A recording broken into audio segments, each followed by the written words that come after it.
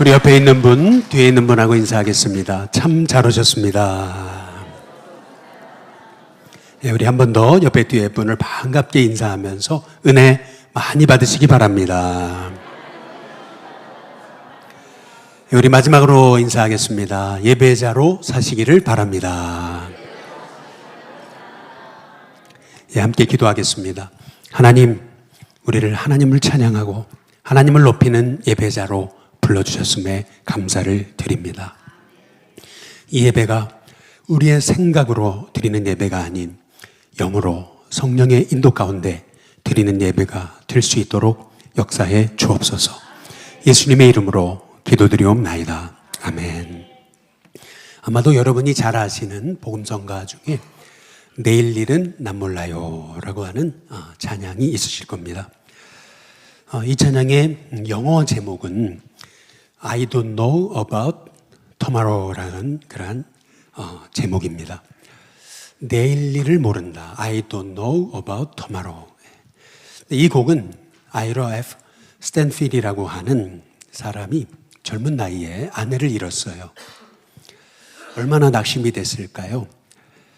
그 이해할 수 없는 상황을 겪게 됐을 때 그럼에도 불구하고 나를 구원하신 그분을 신뢰하면서 그분 말을 인정하며 살겠습니다 라는 고백으로 쓴 찬양이 내일 일은 난 몰라요 라고 하는 찬양이라고 합니다. 찬양의 가사 1절만 여러분께 말씀을 드리면 이렇습니다. 내일 일은 난 몰라요. 하루하루 살아요. 불행이나 요행함도 내 뜻대로 못해요. 험한 이 길 가고 가도 끝은 없고 고네요. 주님 예수 팔 내미사 내 손 잡아 주소서. 내일 일은 난 몰라요. 장래일도 몰라요.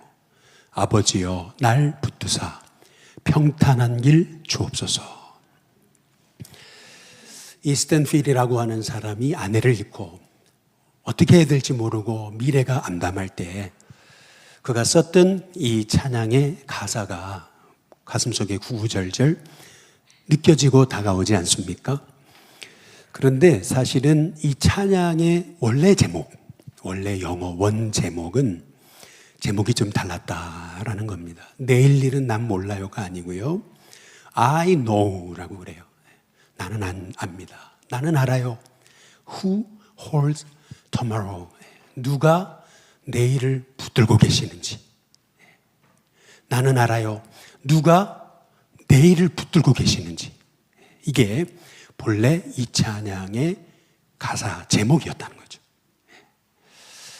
여러분, 우리는 정말 어두운 시대를 살고 있습니다. 암담하죠. 찬양할 수 없을 것 같아요. 그런데 내일을 누가 붙들고 계신지를 안다면 정말 앞이 캄캄한 절망적인 상황에도 우리는 찬송할 수 있을 줄로 믿습니다. 이게 스탠필의 찬양이죠. 여러분, 이 찬양이 예배입니다. 실은 요한계시록은 도미티안 황제 때 초대교회가 꼭 바람 앞에 그 촛불 같은 그런 상황 속에서 지어진 말씀이 요한계시록입니다. 요한계시록의 이 상황은 아주 세 가지, 교회를 당장이라도 쓰러뜨릴 것 같은 그런 세 가지 그 어려움 앞에 봉착했던 것이 초대교회였습니다. 먼저 첫 번째는 그 로마 황제의 잔혹한 박해였습니다. 수많은 성도들이 잡혀가고 죽음당하고 고난당하는 현실, 그것이 첫 번째 초대교회가 직면한 어려움이었습니다. 근데 문제는 겹쳐서 오는 거죠. 그렇게 교회가 풍전등화의 위기 가운데 있을 때 이단이 그리고 거짓 선자들이 우죽순 일어났습니다. 꼭 이 거짓 선지자들이 교회를 삼킬 것 같은 그러한 상황이 이 초대교회 상황이었던 거죠. 더구나 로마라고 하는 사회는 음란과 퇴폐와 향락과 우상의 문화가 너무나 강력했어요. 꼭 성도들도요 거기에 심취해가지고 그리고 정신을 잃고 신앙에서 떠나는, 그리스도를 주로 고백하지 못하는 그러한 정말 큰 위기 가운데 교회가 망할 것 같은 거예요. 근데 그런 상황에서 요한은요, 반모섬에서 드렸던 예배, 그리고 천상에서 드렸던 예배를 통해서 눈이 열려지는 거예요.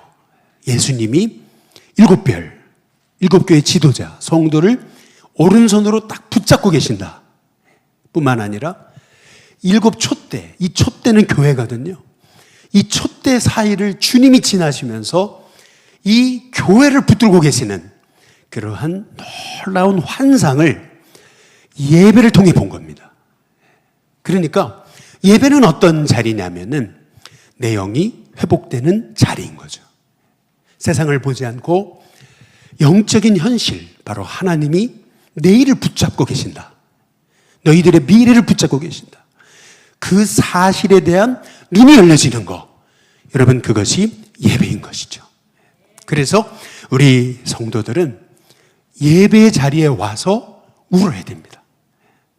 세상에서 울면요, 서러울 뿐이에요. 알아주는 사람도 없어요. 그러나 예배의 자리에서 울면 하나님이 눈을 열게 하시고 소망의 주님을 만나게 하실 줄로 믿습니다. 그래서 여러분의 삶에 예배가 회복되셔야 돼요. 예배가 중심이 되셔야 돼요. 예배를 귀히 여기셔야 돼요. 예배로 살아가셔야 돼요. 예배자가 됐다는 것은 어떤 문제를 만나도 우리가 문제 가운데 이기게 하시는 하나님을 만난다는 뜻이거든요. 그래서 우리 성도들이 저는 꼭 예배자가 되는 은혜가 있게 되시기를 주님의 이름으로 축복합니다. 우리가 지난주에 천상에서 드려지는 그 예배 원형을 봤어요.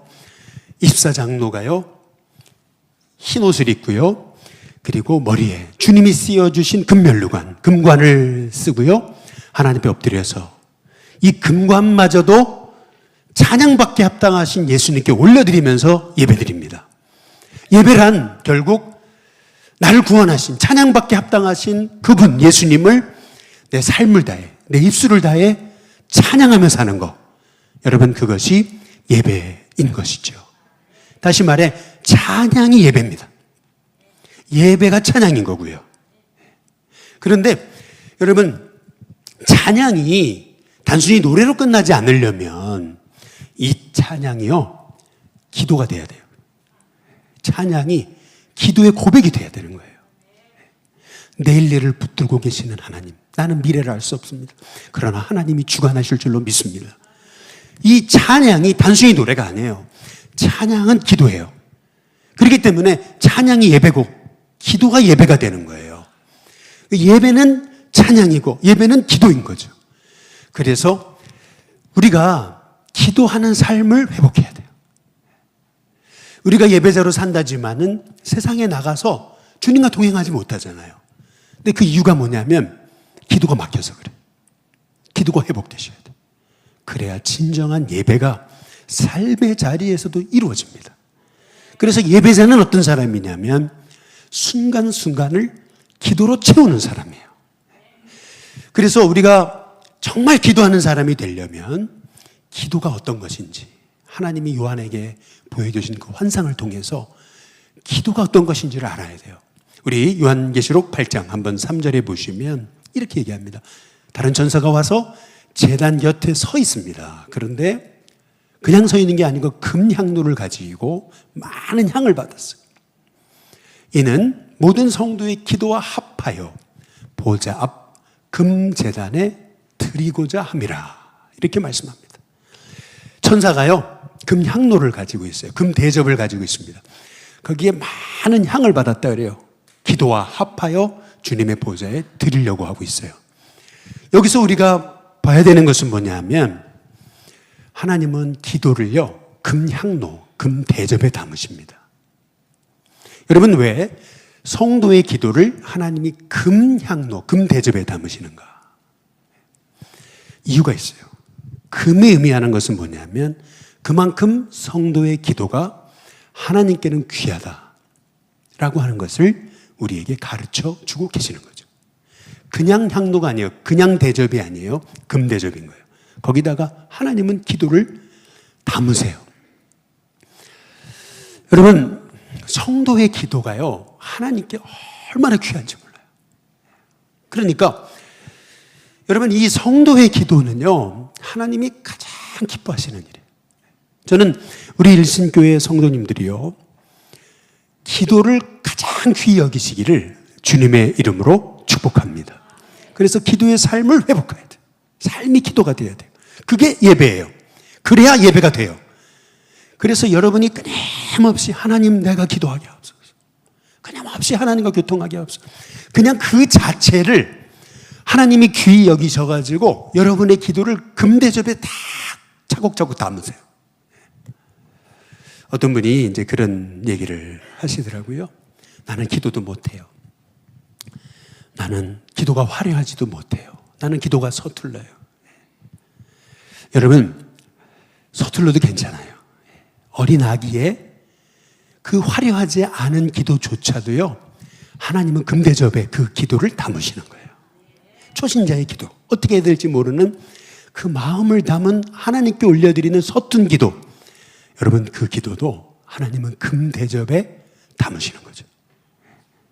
하나님이 기도를 얼마나 귀히 여기시는지 금대접에다가 딱 담아가지고 보좌 앞에 들이시거든요. 어떤 분이 그러더라고요. 중국집에 가면 항상 고민이 된대요. 왜냐하면 짜장면을 먹어야 되나? 짬뽕을 먹어야 되나? 늘 생각하고 갔는데도 가면 고민이 된다는. 근데 요새는 고민이 하나 더 생겼대요. 중국집에 가니까 메뉴가 많아져가지고. 그래서 요새는 짬뽕을 먹어야 되나? 짜장면을 먹어야 되나? 기스면을 먹어야 되나? 늘 이렇게 헷갈린다는 거죠. 그래서 이분은요, 기도한대요. 하나님, 오늘은 짬뽕을 먹을까요? 짜장면을 먹을까요? 기스면을 먹을까요? 그러니까 옆에 있던 사람이 그러더라고요. 그런 것까지 기도하냐고. 기도가 장난이냐고. 이렇게 얘기를 해요. 여러분 어떻게 생각하십니까? 그런 것까지 기도해야 됩니까? 여러분 하십시오. 기도는요, 하찮은 것이라고 할지라도 하나님은 그 기도를 귀히 여기시는 거예요. 왜냐하면 예를 들어 볼게요. 우리 마목사님 막내가 윤성이잖아요. 요새 말을 잘하거든요. 사람들이 그래요. 신기하다고. 어떻게 입이 열려가지고. 그런데요, 부모 입장에서는요, 신기한 정도가 아니고요, 애가 말을 하잖아요. 귀한 거죠. 그 아이가 말을 한다는 것 자체가 부모님께 너무 귀한 거예요. 여러분 마찬가지예요. 우리가 기도하지 않았어요. 그런데 하나님 앞에 사소한 것까지도 묻고 여쭙고 기도하기 시작해요. 하나님이 그거를요, 장난이라 여기시겠습니까? 하찮다고 여기시겠습니까? 아니라는 거예요. 오늘 말씀에서 성도의 기도는 그것이 설상 하찮은 것이라도 하나님은 그 기도를 금대접에 담으신다. 성도는 기도하는 사람이 돼야 되고 하나님은 그 기도를 너무 귀하게 여기신다. 여러분, 하나님이 가장 귀하게 여기시는 거, 여러분 그것은 기도인 줄로 믿으시기를 주님의 이름으로 축복합니다. 그래서 기도하는 사람을 하나님 가장 귀히 여기시는 거예요. 그래서 기도하는 한 사람, 그 사람을 하나님이 너무 존귀하게 여기시는 거죠. 우리가 그거에 눈이 떠져야 돼요. 그래야 기도할 수 있어요. 근데 오늘 여기 말씀해 보니까 요한계시록 8장 4절에 보면 그 기도에 대해서 이렇게 말씀하십니다. 향년이 성도의 기도와 함께 천사의 손으로부터 하나님 앞으로 어떻게 해요? 올라간다 그러잖아요. 여러분 이 상황을 잘 눈여겨보셔야 돼요. 초대교회는 바람 앞에 촛불이었습니다. 당장 무너질 것 같아요. 망할 것 같아요. 막 성도가 잡혀가고 고난당하고 핍박당하는 환경도 모자라서 이단들이 창궐하고 거짓 선지자가 일어나고 로마의 문화는 교회를 잠식하고 있어요. 여러분 그런 상황에서 아무리 기도해도 하나님 바뀌는 거 없지 않습니까? 하나님 달라지는 거 없지 않습니까? 기도는 응답 없는 메아리 아닙니까? 기도는 허공을 치는 헛된 소리 아닙니까? 여러분 성도들이 기도하면서도 얼마나 하나님 앞에 낙심하고 절규했을까요? 그런데 하나님이 요한을요 천상의 예배의 자리로 부르시고 보여주신 환상은 뭐냐면요, 너희들의 작은 신음소리조차도 나는 이렇게 귀히 여길 뿐만 아니라 그 기도는 천사의 손으로 하나님 보좌 앞에 올라간다는 겁니다. 이것이 의미하는 게 뭘까요? 여러분, 기도는 사라지지 않습니다. 기도는 없어지지 않습니다. 기도는요, 하나님 보좌 앞에 반드시 올라갑니다. 여러분, 기도해도 달라지는 게 없다고요? 차라리 나가서 돈 버는 게 낫지. 차라리 가서 사람 한 사람과 설득하는 게 낫지. 무슨 기도한다고 달라지는 게 있냐고요? 아니에요. 여러분, 기도하면 바뀝니다. 기도하면 하나님 역사하십니다. 그래서요, 하나님은요, 요한에게 네가 지금 여기 밤모섬에서 외로이 기도하는 거 내가 다 듣고 있단 말이에요. 이 말씀을 하나님께서 예배 가운데 요한에게 주시는 거예요. 기도가 얼마나 소중한지 몰라요. 그래서 우리 일신교회 성도님들이요, 기도는 없어지지 않는다. 하나님의 천사의 손을 받들어 보좌 앞에 올라간다. 여러분, 믿으시기를 주님의 이름으로 축복합니다. 지난번에 우리 정동제일교회 우리 천윤태 목사님 모셔서 부흥회하실 때 마음에 와닿았던 게 있었어요. 그게 뭐냐면 가정 예배를 드리는데 자기 아들이 늘 기도만 하면 시키지도 않았는데 어렸을 때부터 늘 기도했던 게 그거래잖아요. 하나님, 우리 아빠 담임 목사 되게 해주세요. 아니, 그 어린 아이의 기도를 하나님이 다 들으셨다는 거죠. 그 하찮은 아이의 그 가슴의 기도 말이에요. 그게 별거 아닌 것 같았는데 얘기하시잖아요. 정동제일교회 140년 역사 동안 부목사가 담임이 된 적이 처음이다. 하나님은 그 아들의 어린 것에 정말 그 하찮은 기도 같은 그 기도까지도 하나님 들으셨단 말이죠. 여러분, 기도는 하찮은 게 없어요. 기도는 하나님 보실 때 가장 귀한 거예요. 금대접에 담으시는 거죠. 천사의 손으로 하나님 앞에 올라갑니다. 여러분, 그렇다면은 여러분이 드리는 그 기도를 하나님 얼마나 기뻐하실까요? 그래서 우리 성도들이요, 생각이 바뀌셔야 돼요. 예배란 주일만 와서 드리는 것이 예배가 아니에요. 삶의 자리에서 주님을 찬양하는 거예요. 삶의 자리에서 주님과 교통하며 기도하는 거예요. 여쭙고 말씀하신 대로 살아가는 거예요. 그게 예배예요. 저는 우리 신교회 성도님들이 진정한 예배자로 살아가시길 주님의 이름으로 축복합니다.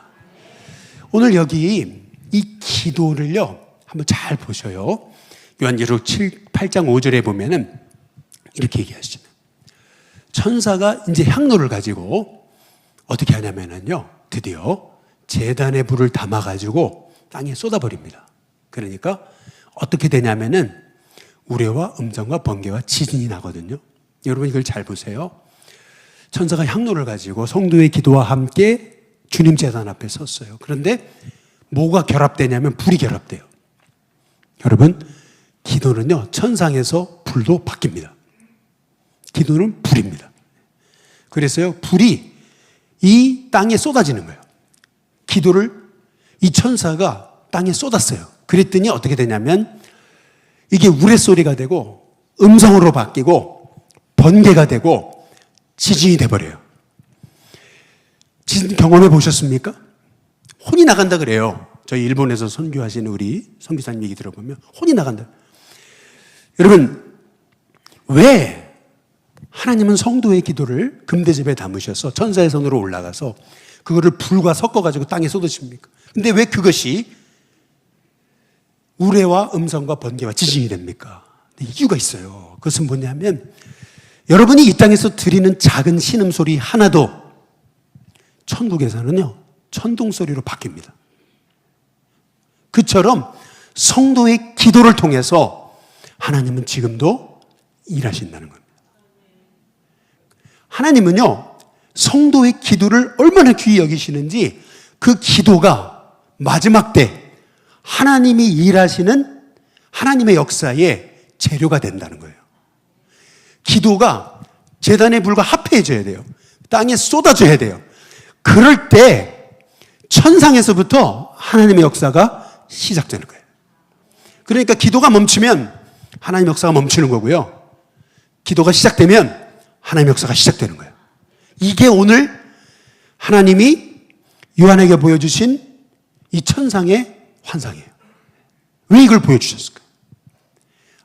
아무리 끝이 안 보이고 정말 고난 가운데서 역경을 당하는 것 같아도 기도를 놓지 말라는 거죠.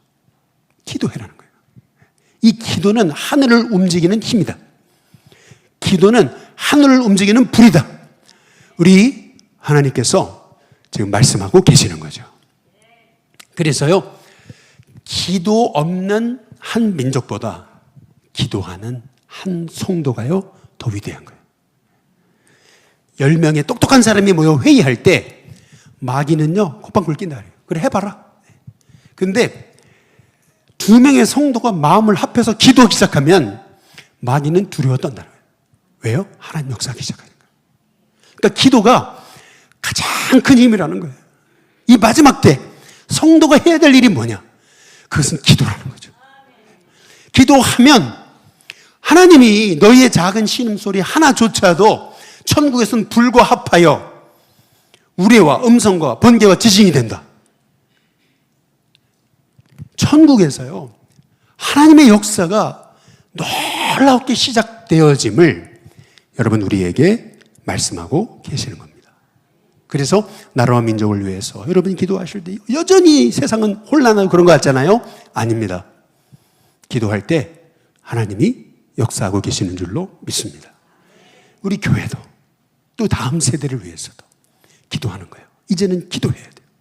내 자녀 기도하는 거예요. 그러면 하나님이 천상에서부터 하나님의 역사를 시작하시는 거. 여러분, 그게 기도라는 거죠. 그래서 성도는 기도해야 돼요. 하나님이 기도하는 사람을 가장 귀히 여기시는 거예요. 그래서 여러분, 하나님이 귀히 여기시는데 여러분의 삶에 그 문제가 복이 되지 않겠느냐는 거죠. 근데 많은 분들이 그래요. 뭐 기도해도 소용없고 뭐 아무것도 안 이루어지고 더 어려워지는데 이렇게 얘기합니다.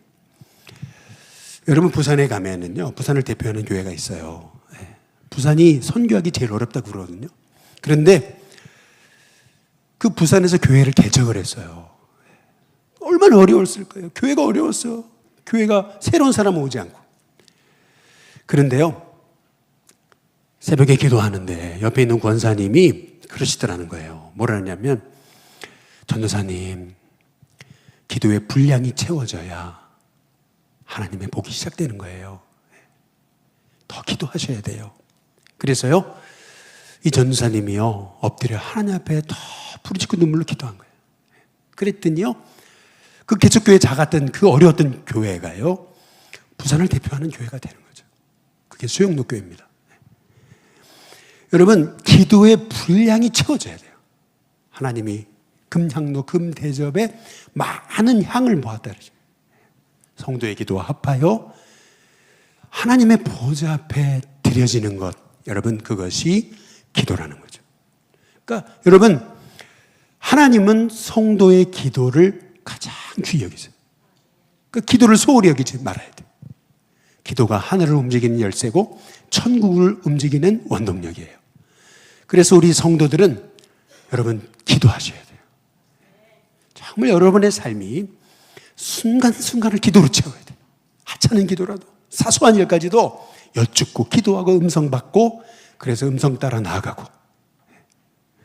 그렇게 될 때 여러분이 예배자가 되는 거고, 그 예배자를 하나님 쓰시는 거예요.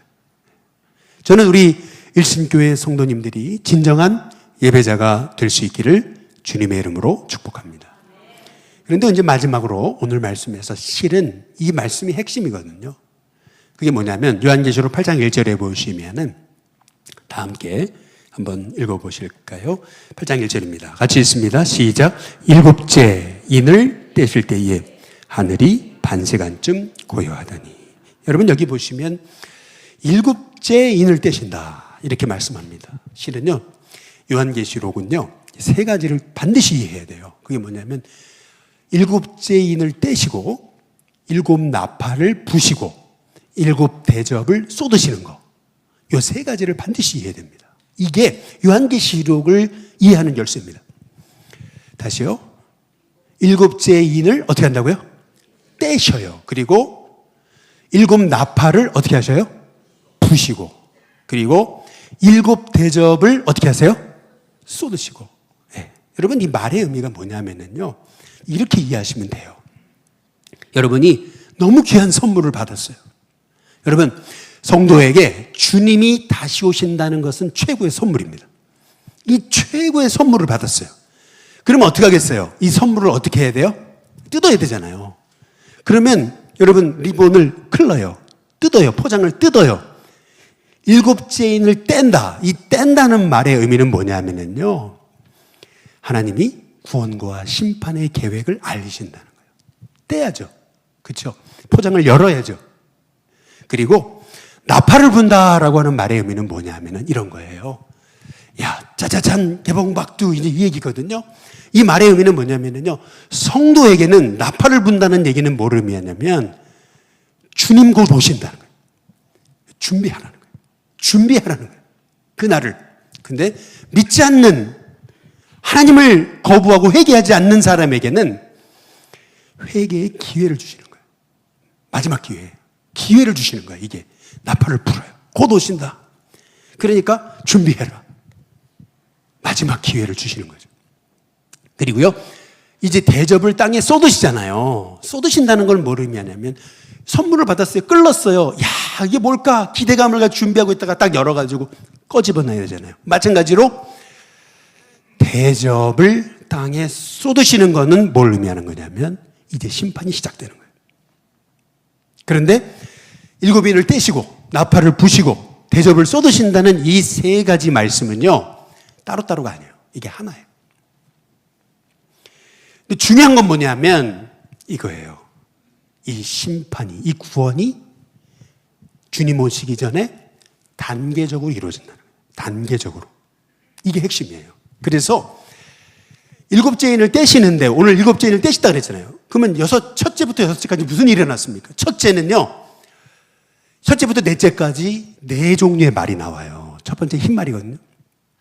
두 번째 빨간 말, 붉은 말, 세 번째 검은 말, 네 번째 청황색 말이 나와요. 이게 뭘 의미하는 줄 아세요? 흰 말이 의미하는 것은 싸우고 이기려고 한다. 싸운다는 말이에요. 흰 말이 의미하는 것은 전쟁입니다. 그리고요, 붉은 말이 나오잖아요. 근데 붉은 말이 나오는데 거기 밑에 보면 서로 죽이게 하고, 서로 죽이게 하고. 이 말의 의미는 뭐냐면요, 전쟁이 일어나면요, 내전이 일어납니다. 그런데요, 문제가 이거예요. 세 번째 말이 뭐냐면 검은 말이 나오거든요. 이 검은 말이 의미하는 건 뭐냐면요, 기근이에요. 여러분, 마지막 때 우리가 가장 조심해야 될 게 뭐냐면 분열입니다. 내전, 분열이에요. 이 분열이 오면은요, 세 번째 검은 말이 오잖아요. 검은 말이 뭐라 그랬어요? 기근이라 그랬잖아요. 여러분, 내전이 오고 분열이 임하면은요, 기근의 때가 옵니다. 그래서 교회가요, 분열하면요, 기근이 옵니다. 이게 성경이 하고 계시는 말씀이에요. 그러면서 어떤 현상이 일어나냐면 물가가 폭등합니다. 인플레이션이. 물가가 폭등해요. 이 성경에 나오는 얘기예요. 물가가 폭등합니다. 그런데 그 다음에 한마디 말이 딱 거기에 걸쳐 있어요. 그게 뭐냐면 포도주 기름은 해치지 마라. 이렇게 얘기합니다. 이 말의 의미가 뭐예요? 이 말의 의미는 뭐냐면요, 포도주와 기름은 남겨놔라. 이 말의 의미는 아직은 마지막이 아니다. 아직은 끝이 아니다. 그 기회가 있는 거예요. 그래서 5째인을 딱 떼시는데 제단 밑에서 순교당한 성도들이 부르짖어요. 어느 때까지입니까? 도대체 어느 때까지입니까? 도대체 어느 때까지입니까? 이제 그러거든요. 그랬더니 뭐라냐면은 순교자의 수가 차기까지. 기도로 말하면 기도의 분량이 차기까지. 여러분, 그러고요, 그 다음에 6째인을 떼시는데 천재지변이 일어나거든요. 그런데 이 천재지변은 땅만이 아니에요. 하늘에까지. 하늘이 뒤집혀요. 하늘이 이불이 말리듯이 말려버려요. 이게 6째인을 떼실 때 나타나는 현상이에요. 그런데 그러고 나서 7째인을 딱 떼시는데 잘 보세요. 이게 핵심입니다, 사실. 이 부분이 핵심이에요. 이 부분을 얘기하시려고 지금 하나님의 심판의 단계를 말씀하시는 거죠. 사실은 여기에 핵심이 있어요. 우리 8장 1절 보시면은 7째인을 딱 떼시거든요. 그런데 어떻게 돼요? 그 솟아냈던 하늘이 반 시간쯤 어떻게 되죠? 잠잠해집니다. 고요해집니다. 아주 고요한 상황이 돼요. 한번 잘 보세요. 여러분, 아무도 움직여보지 마시고 가만히 있어 보세요. 이게 반 시간, 30분. 여러분, 가만히 있으면은요, 부스럭부스럭거리는 소리가 다 들리거든요. 그러면 왜 그렇게 솟아나던 하늘이 갑자기 일곱째인을 떼시는데 반 시간쯤 고요해졌냐라는 겁니다. 그 이유가 있는 거예요. 여러분, 하나님 침묵하신 거예요? 아닙니다. 해답이 어디 있냐면 요한계시록 5장 8절에 한번 잘 보세요. 아까 향이 성도와 기도와 함께 하늘 보좌에 올라간다 그랬잖아요. 근데 향이 뭡니까 도대체? 성경에 다 나와 있어요. 그 향이 뭐예요? 성도의 기도예요. 여러분, 이것이 의미하는 게 뭡니까? 하늘이 반 시간쯤 고요하거든요. 그런데 요한이 본 거가 그거예요. 성도의 기도가 하늘에 올라가요. 그렇죠? 불과 함께 앞에서 제단에 쏟아져요. 그게 우레소리가 돼요. 여러분, 이것이 의미하는 게 뭐냐면요, 하나님은요 성도가 기도하기를 기다리신 거예요. 왜 여러분 1시간도 아니고 10시간도 아니고 반 시간입니까? 왜 반 시간이에요? 이유가 있어요. 구약시대 때 아침 제사를 드릴 때 반 시간 드린 거예요. 다시 말하면 반 시간이 의미하는 것은 예배의 자리인 거예요. 성도가 하나님을 경배하고 예배하는 그 자리, 하나님은요 귀 기울여서 그 기도를 들으시는 거예요. 이게 성도가 드리는 기도의 귀함이에요. 하나님은요 기다리세요. 성도가 기도하기를 기다리고 계시는 거예요. 잠잠히 하나님은 기다리셔. 내 작은 그 신음소리까지도 하나님은요 다 듣고 계시는 거예요. 그게 많은 향과 성도의 기도와 합하져 가지고 금 대접에 담겨져서 천국 보좌에 올라가는 거예요. 그리고 불과 함께 하늘 보좌에 쏟아지게 될 때 그것이 우레와 음성과 번개와 지진으로 바뀌어요. 다시 말해 하나님은 지금도 마지막 때 기도하는 자를 기다리시는 거예요. 그래서 여러분 기도하셔야 돼요. 이 기도가요 마지막 때 하나님의 뜻을 이루는 비결이에요. 성도는요 낙심하는 자가 아니에요. 기도하는 자예요. 기도하면요 하나님이 아무리 혼란이 가득하고 아무리 앞이 안 보여도 하나님은 지금도 새 일을 이루실 줄로 믿습니다. 요한이요 만무섬에 끌려갔을 때요 끝이 안 보였어요. 그로부터 220년 후에 여러분 로마가 무너집니다.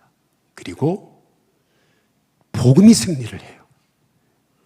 기도하던 성도들이 있었기 때문에요 결국 주님의 뜻이 이루어진 거죠.